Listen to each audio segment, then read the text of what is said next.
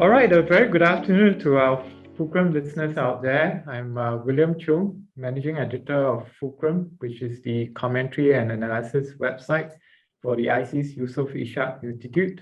Today, I have two of my very esteemed colleagues with me, Francis Hutchinson, who is the coordinator of the Malaysian Studies Program, and Lee Hwok, who is the coordinator of the Malaysian Studies Program. And we're going to discuss the implications of the jailing of Malaysia's former Prime Minister Najib Razak. And as you know, both Hwok and Francis follow Malaysian politics very closely. And in 2019, they jointly published an edited volume of essays titled The Defeat of Barisan Nasional, Missed Signs or Late Search. So thanks again to Francis and Hwok for taking the time to join us on this Fulcrum podcast. So let's cut straight to the chase and start discussing about the implications of Najib's sentencing and subsequent jailing. What do you think are some of the immediate political impacts of Najib's eventual serving of his jail term? We'll start with Francis and then we'll go on to Hwok. William, thank you very much for the invitation. So certainly the first thing it's done is put the old guard in UMNO on the defensive, as one of their own has been imprisoned. And you have other senior party leaders that are also facing their own legal worries, not least the current UMNO party president, Ahmed Zahid Hamidi. So this has really raised the stakes for them because a lot of the evidence that has come out has been very direct, very damning. And you've also really had all three levels of the judicial system come out and very, very resoundingly support one another and also really conclusively convict him. And so this is really added energy to their drive to have national elections soon, with the hope that their coalition, Barisan Nasional, would secure a resounding majority. And we think then that this would allow a considerable amount of pressure to be put on the judiciary for some of these sentences to be perhaps removed, revoked, or pardoned. The other thing is that this prison sentence has really accelerated and made evident divisions within UMNO. Between, on one side, the UMNO old guard, so of course Najib Razak and Zahid Hamidi. And these are people that have very senior positions within the UMNO party hierarchy, but they don't have positions or ministerial portfolios in the current cabinet. And then on the other side, we have people in government that have high-level profiles and positions in the cabinet, but that are not very high on the UMNO party hierarchy. So we have a division. And of course, the key person at this point in time that has a position in the government is Prime Minister Ismail Sabri. He is an UMNO vice president, so the third in the hierarchy. And so we've had Zahid Hamidi trying to use his position as party president above Ismail Sabri to get him to push for elections sooner. And what we've seen is that Ismail Sabri, as well as other cabinet members, have begun to avoid UMNO meetings and have not turned up, in part, presumably, of course, because they don't want pressure to be faced on them directly. So we're beginning to see this division come up more clearly than before. And last, the imprisonment of Najib, who is the first former prime minister of the country to serve a prison sentence, is a real boost, I would think, for the integrity of the judiciary, which over the last 40 years has really suffered at the hands of a very, very powerful executive in the person of the prime minister. And this, I think, is a real boost to its influence and its impartiality. Thanks a lot, Francis. Very valid points about the judiciary being boosted by the decisions that they have made and the kind of growing fissures within UMNO. Hwok, do you have your views on the implications so far? Yeah, thanks, William. Thanks for assembling this podcast. And I think I just want to broaden our perspective a little bit to talk about, Malaysian society and polity more broadly. I think the theme of, polarization that Francis has already flagged is also manifest there. And in terms of how, the Najib case upheld at the federal court was greeted broadly. I think in many segments of society, it's a cause of relief, of some vindication of the journey that the nation has gone through. Can trace it certainly to 2018, May 9th, and the 14th general election, and politicians and activists, especially, Pakatan Harapan, politicians have been reminding Malaysians, right, that their vote matters. And because without that pivotal day of GE14 and overthrowing Barisan Nasional for the first time, the case and Najib's prosecution, right, would not have initiated. So it's a combination of that, and even before 2018, obviously, right, there's momentum from before that election. I think it's instilled some hope and given a bit more energy to Malaysians who are jaded or disillusioned and lethargic. That the judiciary has stood up, has affirmed its independence, and declared, right, that no one is above the law, not even the former prime minister. So I think there is a bit of that vibe, some kind of re-energized segments of society. I mean, whether it's a pivotal moment in the fight against corruption, I think there's still a wait and see approach, because it's just one case. There's more to come, and there are also other institutions, and not all are, I think, people are feeling as confident about. How this impacts on, of course, next general election, I think, which is on our minds. Well, I think there are voters, right, and voters and how those who do value independent institutions, who do value this demonstration of taking action and showing the consequences, right, the punitive consequences for corruption. I think this is certainly significant. I think there's already a base, and many who would stand behind it and would vote, right, for parties, or this will be a very significant factor. But crucially, I think also there are new voters, first-time voters, young voters. So there's certainly going to be a mix, right, of how it's going to be received. But I think it's going to be quite significant, this Najib case, heading into the next election. Now, the other extreme, though, and I think this was touched on a lot by Francis, is the reaction, in within not just UMNO, I think more, but I think there would be there will be society more broadly, some segments that also feel enraged and riled up, or maybe shocked and bewildered. How could this happen?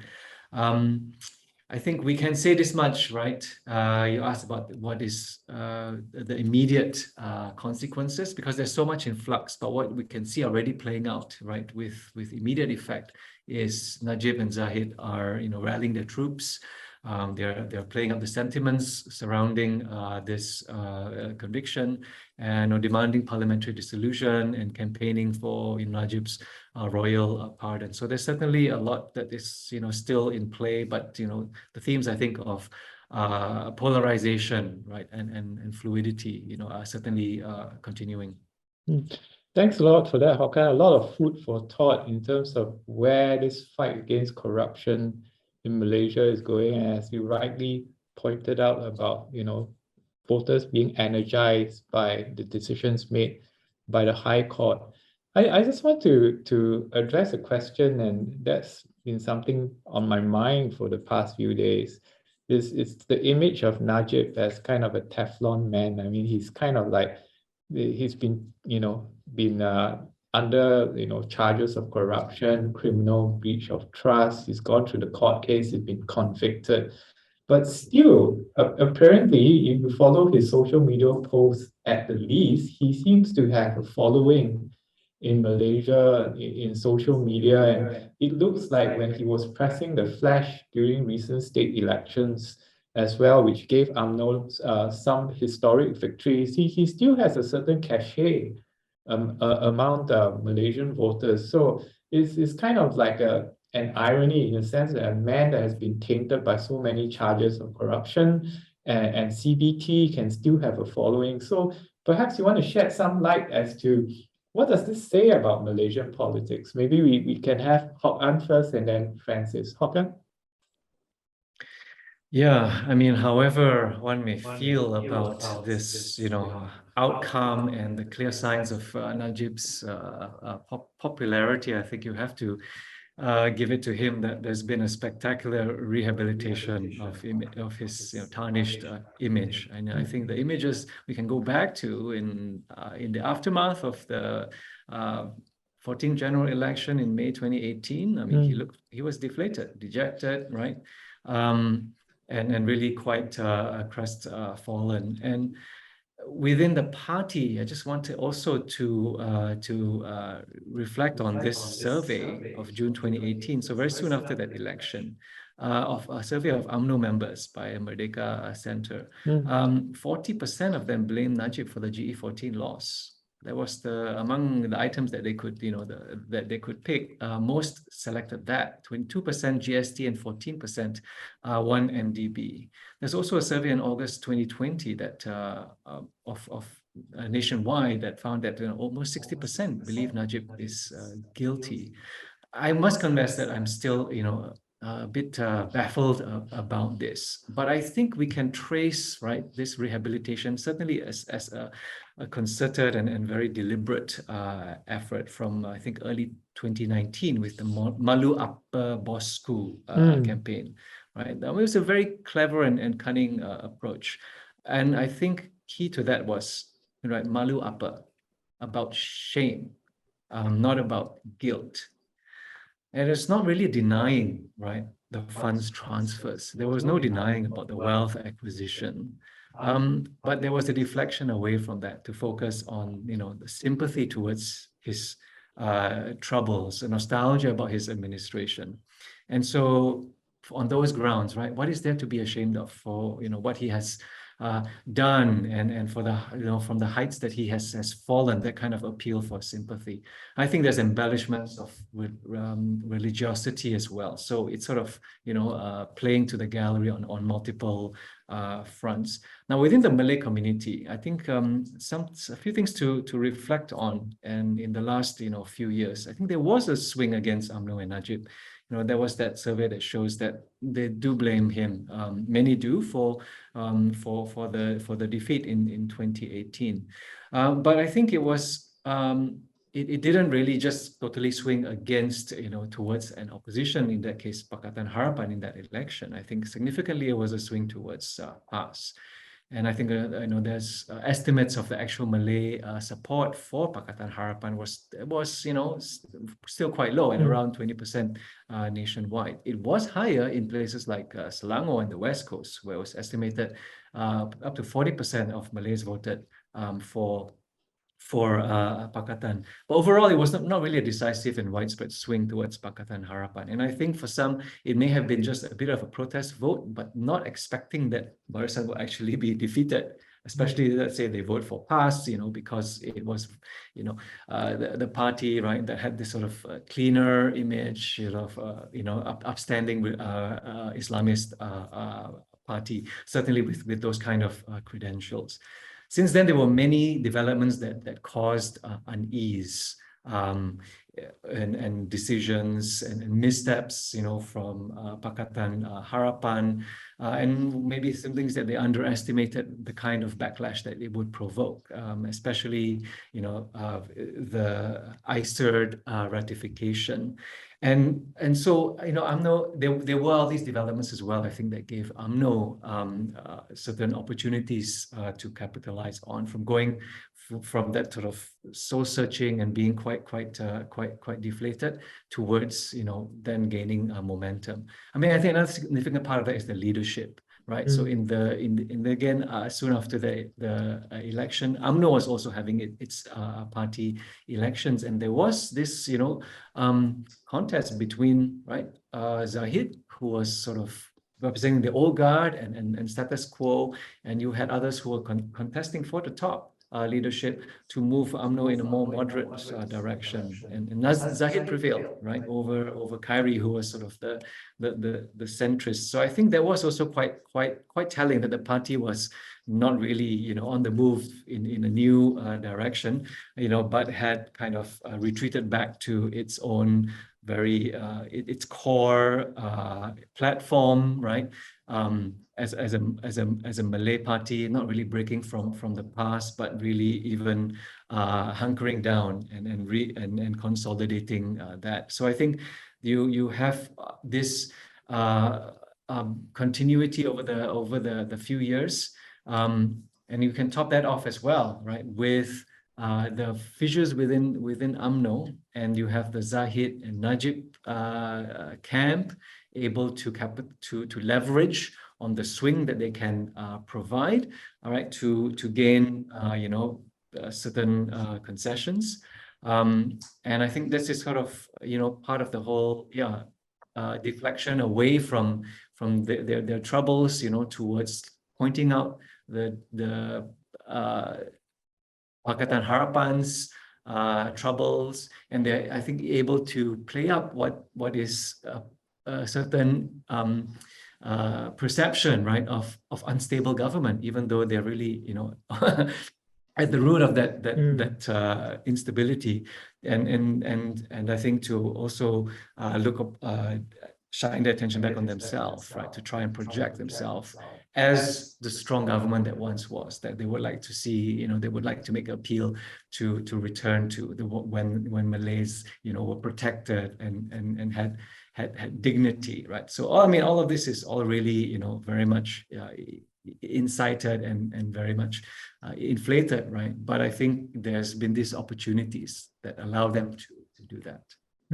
Thanks for that, Hwok. Francis, so Hwok makes some really solid points about, how Najib has been able to refashion himself, shame not guilt, casting light on some of the achievements that he's made in the past, and Zahid and Najib being able to kind of refashion the narrative of, a kind of more stable political time in Malaysia's history. So do you think what's happened to Najib has really significant things to say about Malaysian politics? Thanks. I think I'd like to add a couple of elements. So the first is that I think we need to question the extent and the veracity of his popularity. So we know that he has a really excellent PR team that spends a lot of time thinking about what he does, where he does it, and who he does it with. And these various aspects are integrated into a very slick campaign across social media that is consistently updated with new and high quality content. So if you follow him, you can rest assured that every time you check on his Facebook or Instagram, there's going to be new and interesting stuff to watch. The second is that it is undeniable that Najib remains popular among certain sectors of Malaysian society. And this is due in part to his family background. So his father, the country's second prime minister, was the architect of many of Malaysia's affirmative action and rural development programs. And this carries a lot of weight in your more rural, less populated and Malay majority constituencies. So this is very important. The third is that he is a presentable person. He is a presentable, at least on the surface, public figure. He's a member of the aristocracy. He speaks beautiful English. He can deliver a good speech. And he's quite sophisticated when it comes to delivering and talking about policy matters. So from a representational point of view, this is someone that looks credible as a senior political leader. And there's also another part of it. That is, when you look at him, you find yourself questioning, could he really have done this? Or could there be another alternative explanation? And last, during the early part of his administration, he can be credited with bringing a business-like approach to policymaking. And there were lots of high-profile initiatives. And during the early part of his administration, there was good growth. So the less popular aspects like phasing out of subsidies for things like cooking oil and sugar and petrol, as well as the ill-fated GST and of course 1MDB, have kind of been jumbled together, and they're sort of on the other side of COVID. And kind of behind this turbulent period, there is for some people kind of vestiges of the good old days when you kind of, Barisan Nasional was sort of in control and there was a degree of stability. So these kind of sort of deep-rooted memories, I think, are also quite important for some people. So do you think the fact that he, Najib is going to be, tucked away for 12 years, perhaps less, depending on, his appeals, royal pardon and all that.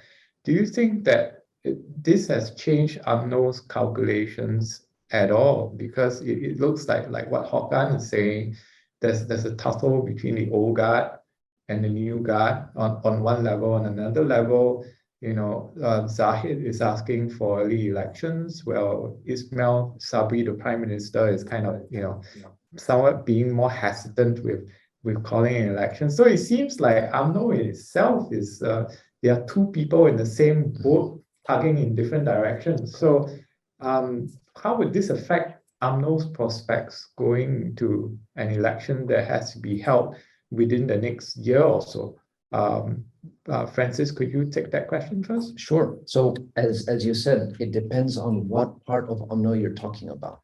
So the old guard wants to go for elections as soon as possible.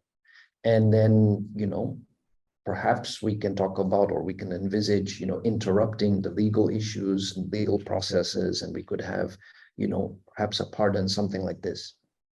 And this rationale is something that the old guard explicitly denies. They actually say that their reasons for this are that there is a high level of political instability and they want to restore stability to the country. But I mean, this is not really very tenable because it seems that most of the instability comes from them. And then there is this discussion, particularly at the later stage of the review before the federal court, that it was rushed, that they were talking about justice rushed is justice buried. And Najib was being portrayed as a victim. Of course, when we take into account that the whole process lasted 4 years, involved all 3 levels of the court system, then of course this is a claim that we need to kind of examine quite critically. On the other side, there are those in the current administration, not least, of course, the prime minister. They, conceivably would want to go the full term. So this would involve dissolving parliament in July next year, and then having elections as late as September. And this is because many of these people have no guarantee that even if Barisan Nasional were to win, they would retain their prime ministerial portfolios. And there are some of them, and we can cite someone like Khairi Jamaluddin, that actually has no guarantee that he would retain his parliamentary seat. There are many people that are saying that UMNO Deputy President Mat Hassan would want to contest in his parliamentary constituency. So then he would have to go somewhere else. So you can see that from their point of view, there's more to be lost than to be gained. And also when you think about the machinery of government, the way that money works, is that it would make more sense for them to have the election in October, to have lots and lots of goodies to address cost of living issues, and then to hold it perhaps in March to May next year, when a lot of this money is kind of circulating in the economy and people can begin to see a real benefit. And of course, this would also give Prime Minister Sabri more time to build his legacy, right? You would want to go down in history as someone that delivered things for the country, including potentially, of course, the imprisonment of a corrupt former prime minister. So you have a legacy to show to voters come election time. And you made a point also, Francis, in your recent Fulcrum commentary that Ismail Sabri is kind of in a good position right now because, he has to wait for the kind of the reality of Najib's jailing to sink in, and in the meantime, he has lots of options to mull over. One of which is, the goodies that are going to be dished out, and that hitting the ground. Hokan, I want to ask you a kind of a related question, and that's about UMNO's prospects going to the election. So recently, UMNO has gotten in a bit of a hot water because of that scandal about, the multi-billion-dollar Littoral Combat Ship kind of deal, of a couple of ships that were paid for by the government, but somehow none of them have been delivered after many years. Um, and this scandal had happened during the watch of Najib, who was then in charge of the finance ministry, and of course Ahmad Zahid Hamidi, who was the defense minister at that time. So, do you see this affecting UMNO's prospects going to any election in any sense? I think it depends. It depends on where in Malaysia.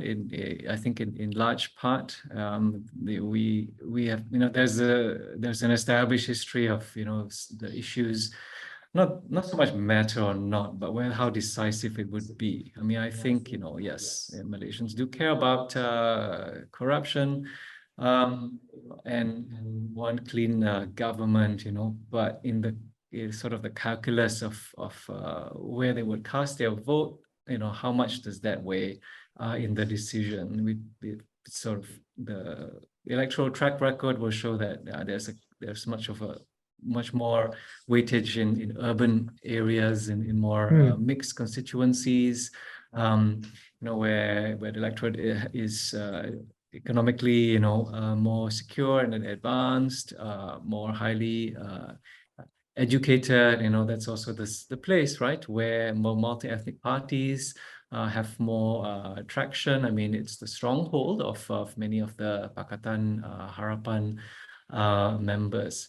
So yeah, it still leaves it as an open question whether the more pivotal, right, the swing that needs to take place. I think if there's going to be any major change in let's say Pakatan's prospects, that's always been the challenge for the opposition, and it could certainly make a difference, especially I suppose to appeal to first-time voters, right,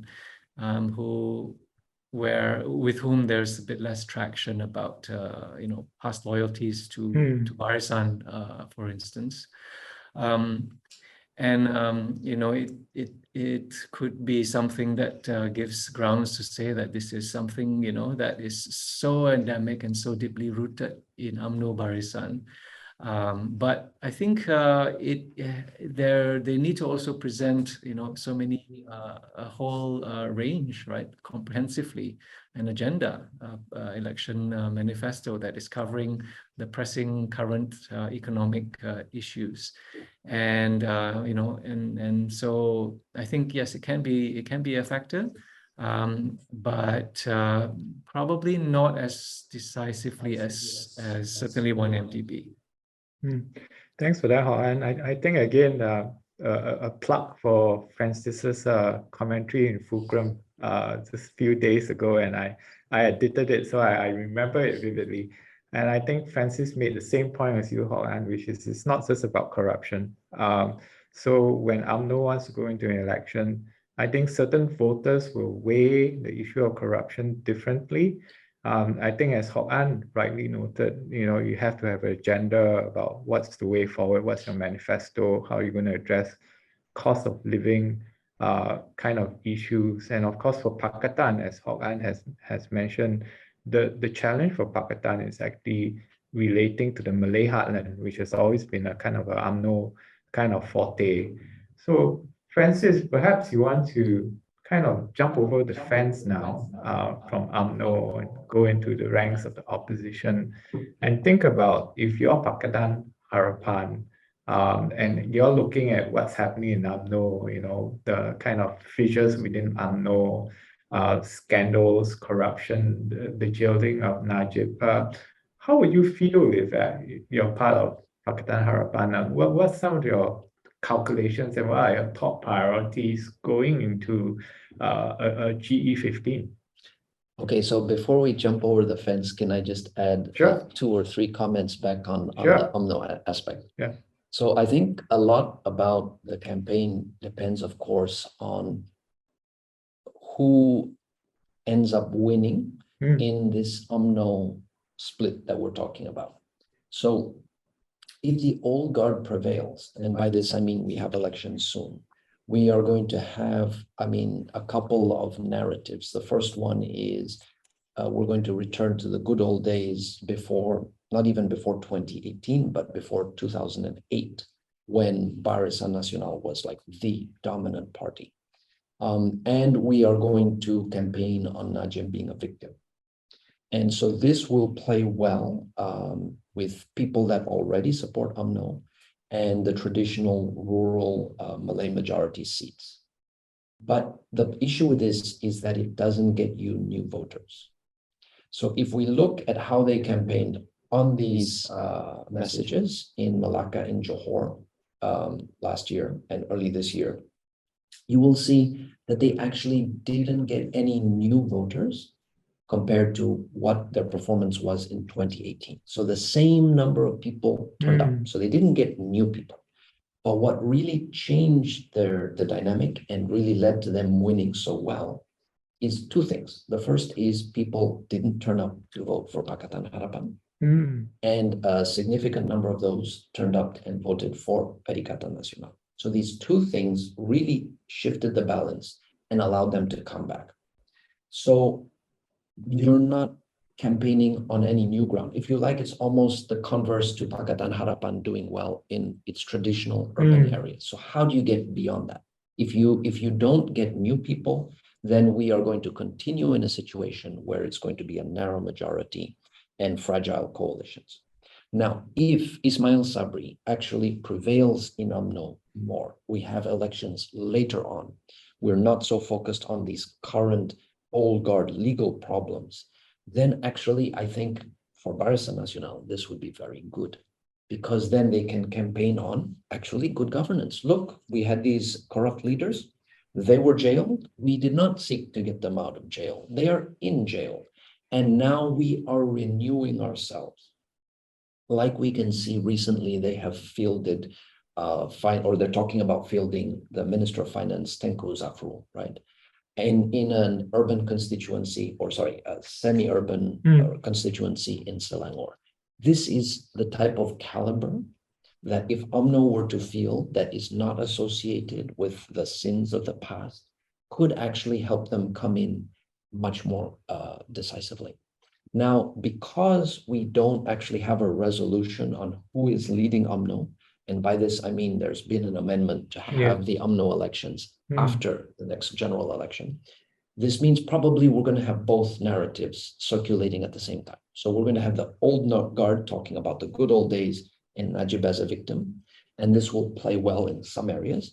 And then we're going to have some attempts to kind of talk about reframing UMNO and coming up with new candidates in other constituencies. So you're probably going to have these 2 messages contesting with each other. Now, if we go to Pakatan Harapan, I think, as we've discussed, the opinion polls, but also the elections in Malacca and Johor have shown that, it can't just be about one MDB. So yes, Littoral Combat Ships and governance does give some fuel into this message. But I think, as Hwok has mentioned, different constituencies have different cost-benefit analysis. So they hear it, but they weigh it differently. And there are other priorities that come into kind of the play. And very much the situation now is, I'd say, 2 or 3 things. So it is about cost of living and inflation. That is number 1 on people's minds. Then also, as Hwok mentioned, you've got Undi 18 and you've got automatic voter registration. So now we have many more people that have been disaffected, that haven't wanted to vote in the past. How do you reach out to them? And then you have a range of new voters that actually I would say most parties don't know how to engage with. They don't know what they're thinking, what they feel, what they need, and they're coming into voting age in a post-COVID situation. So their schooling has been interrupted. Many of them have actually also been trying for 2 years to get a job. They haven't been able to get a job. And there's one last thing, and that is the role of Perikatan Nasional. So when we look at how they have performed electorally, if you look at the seats they win, it looks very bad for them. But if you look at the percentage of the popular vote, in Johor, they got a quarter, which is very, very respectable. So they could siphon support away from Pakatan Harapan. You could have three-cornered fights, which would be very bad for them, particularly if we're talking about, again, expanding out of urban areas. So then the big question is, would Pakatan Harapan want to think about some sort of, I don't want to say coalition, but some sort of understanding with Perikatan Nasional to not compete in all of the same seats? And this, of course, is something very difficult for many people to swallow, given the Sheraton move and all the rest. But, is the enemy of your enemy, then your friend? That is the type of strategic discussion that I think they need to have. Thanks for that, Francis. Thanks for reminding us about the Sheraton move and the current kind of shall we say cool relationship between Pakatan and Parakatan. Håkan, would you like to comment on perhaps will this kind of tacit understanding between Pakatan Harapan and Parakatan Nasional actually emerge coming into the next election, GE15? Yeah, I think one factor here, is what's the likelier outcome when there are these multi-cornered fights. Now, the conventional wisdom, and I think the established track record pre-GE14, that's May 2018, was that with multi-cornered fights, so maybe just to backtrack again, what we mean by the two-cornered, right, is when there will be agreements among two sides, not necessarily formal coalitions, but at least the incumbent and the challenger, government versus opposition, to allocate the seats, right, among them, so that you avoid the three-cornered. And that in turn is as well, I think, sort of based, right, on observations that Malaysian voters also, they don't really just tend to vote for the party that they really like, but they think they vote for the party that they think will win. And there's a small minority that will just still say, okay, I'm still going to vote for the independents, right, or Party Socialist and some of the others, that have this continuous presence as well in the multi-cornered fights. So come May 2018, there's multi-cornered fights, because unlike the previous election, 2013, where PAS and Pakatan Rakyat had then, right, they had banded together, and then they avoided three-cornered fights. But now there were three-cornered fights. It's always been the case that, well, the vote is split among the opposition, right, and so you hand victory to Barisan, right, on a platter. But that was that changed in 2018. Now, whether that's an aberration, right, and the norm is, and it's going to be revert back to the norm. I suppose the signs are looking towards that the split, in multi-cornered fights in the recent state elections. It's a split of the protest vote, and so that gives a huge advantage to UMNO. So I think they will be probably thinking along those lines. I think what was underestimated, right, and so whether that can repeat what underestimated in 2018 was just the volume of the protest against UMNO, and some of it was very intentional to vote, for a change, and I think some of it was also, right, just a protest vote, not thinking that UMNO and Barisan would be defeated.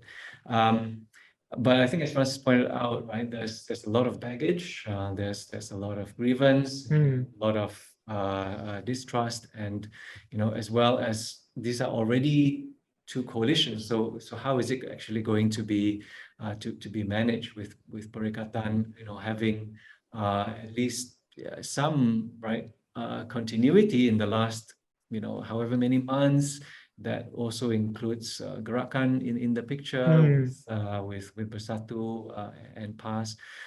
So I mean, I'm just sort of kind of more thinking aloud right now, because I also can't really fathom how this might actually work out. Yeah, thanks a lot for that, Hokan. And I think on that note, I mean, we've covered a lot of ground. So I'm going to bring this to a close, and I want to thank Hokan and Francis for taking the time on this podcast. We've really covered a lot of ground today, not just on Najib's conviction and sentencing, kind of the fissures within UMNO and kind of prospects for UMNO going into a general election, and also, protest votes and how this might split the vote for the opposition. So I once again, I want to thank both Francis and Hokan for taking the time on this podcast. I think we've enjoyed our time together, and here's wishing you a good afternoon to all our listeners on Fulcrum. Thank you very much. Thank you, William. Thank you very much.